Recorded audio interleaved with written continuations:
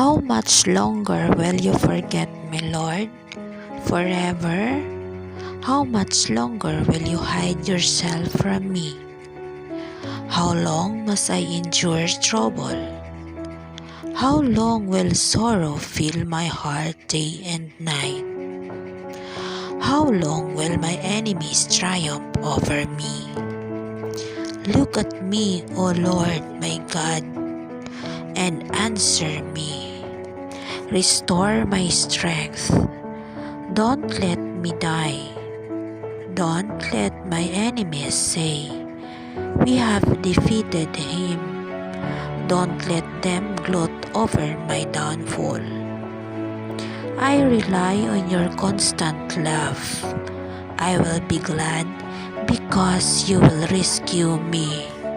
I will sing to you, O Lord, because you have been good to me.